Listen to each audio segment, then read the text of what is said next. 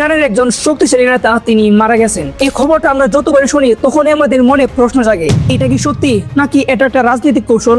মার্কিন আধিপত্যবাদ ও ইসরায়েলের বিরুদ্ধে দীর্ঘ 3 যুগের লড়াই শেষে সমাপ্তি ঘটল এক মহাকালের পর। ইরানকে পরিণত করেছেন মধ্যপ্রাচ্যের পরাশক্তিতে। বেশ কয়েকজন ঘনিষ্ঠ সঙ্গীকে হারিয়েও দমে যাননি তিনি।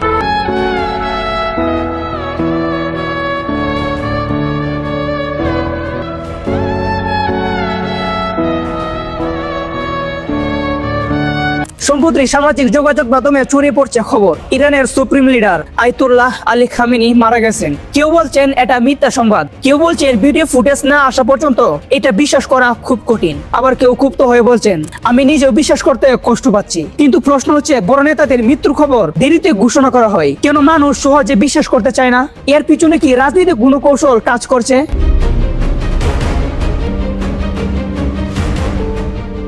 রাত গভীর, তেহরানের আকাশে হঠাৎ বিস্ফোরণের আলো, বিশ্বজুড়ে breaking news.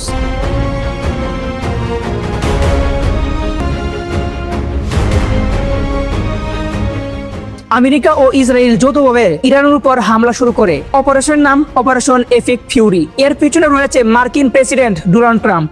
A short time ago, the United States military began major combat operations. Our objective is to defend the American people by eliminating imminent threats from the Iranian regime. এবং ইসরায়েলের প্রধানমন্ত্রী বেঞ্জামিন নেতানিয়াহু তারা ইরানের জনগণকে আহ্বান জানাচ্ছেন, এখনো সময় সরকার উৎখাতের। কিন্তু প্রশ্ন হচ্ছে, বাইরের দেশের কোনো হামলা কি কোনো দেশের সরকারের মনোবল ভেঙে দিতে পারে?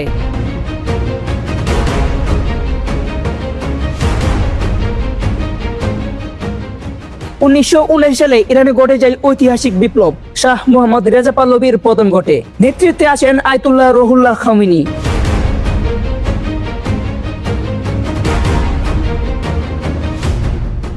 এই বিপ্লব শুধু সরকার বদলেনি, পুরো রাষ্ট্র কাঠামো বদলে দিয়েছে। ইরান হয়ে ওঠে ইসলামিক রিপাবলিক। ইরান কোনো একক ব্যক্তির শাসন নয়, এটা হলো আদর্শনীয় একটি শাসন। ইরানের সবচেয়ে গুরুত্বপূর্ণ শক্তি আইআরজিসি। এই বাহিনী শুধু সেনাবাহিনী নয়, তারা অর্থনীতি, নিরাপত্তা, বিদেশি নীতি সবকিছুর সঙ্গে জড়িত। এই কাঠামো গত 50 বছর ধরে এমন ভাবে গড়ে উঠেছে যেখানে একজন নেতা গেলেও সিস্টেম ভেঙে পড়ে না।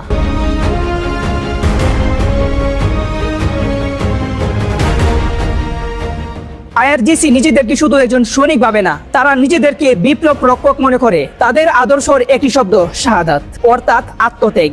এই মানসিকতা তাদের লড়াইকে শুধু সামরিক নয় বরং আদর্শিক করে তোলে। ইরানের মিসাইল ও ড্রোন প্রযুক্তি এখন তাদের নিজস্ব। নাতাঞ্জ পারমাণবিক স্থাপনা বহুবার হামলার শিকার হয়েছে, কিন্তু একটি বড় সত্য হলো স্থাপন ধ্বংস করা যায়, কিন্তু জ্ঞান কখনো ধ্বংস করা যায় না। ইরানের প্রকৌশলী ও বিজ্ঞানীরা দেশের ভিতরে ক্ষমতা তৈরি করেছে। ইরানের প্রভাব শুধু নিজের সীমান্তে নয়, তাদের মিত্র ও প্রক্সি শক্তিগুলোর মধ্যেও রয়েছে, লেবানন, ইয়েমেন এবং ইরাক। ইরান আক্রান্ত হলে এই অঞ্চলগুলোতে যুদ্ধ শুরু হতে পারে, তখন যুদ্ধ আর সীমাবদ্ধ থাকবে না। ইতিহাস বলে শুধু বিমান হামলা চালিয়ে কোন দেশের সরকার পরিবর্তনের নজির নেই। ইরাক ও আফগানিস্তানের উদাহরণ দেখিয়েছে, স্থল বাহিনী ছাড়া রেজিম পরিবর্তন প্রায় অসম্ভব। কিন্তু স্থল যুদ্ধ মানে অসংখ্য প্রাণহানি, অর্থনৈতিক লস, দীর্ঘমেয়াদী অস্থিতিশীলতা। হ্যাঁ, ইরানের জনগণের মধ্যে একটা অসন্তুষ্ট একটা ব্যাপার আছে, কিন্তু বিদেশি হামলা হলে মানুষ জাতীয়তাবাদী হয়ে উঠতে পারে। যারা সরকার বিরোধী তারাও তখন দেশের পক্ষে দাঁড়াতে পারে।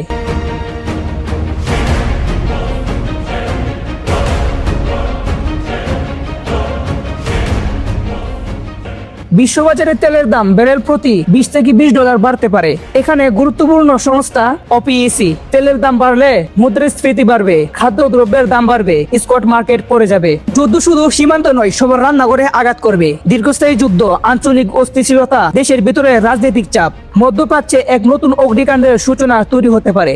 সীমিত হামলা, সীমিত উত্তেজনা, পূর্ণাঙ্গ আঞ্চলিক যুদ্ধ, কূটনৈতিক সমঝোতা, সবচেয়ে কম ক্ষতির পথ কূটনীতি। যুদ্ধ শুরু করা যায়, কিন্তু শেষ করা।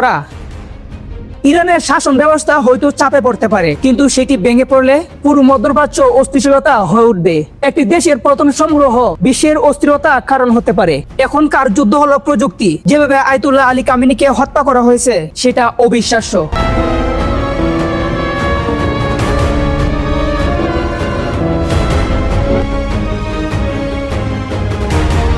এখন আমার শেষ প্রশ্ন, আমরা কি আরেকটি দীর্ঘস্থায়ী যুদ্ধের জন্য প্রস্তুত?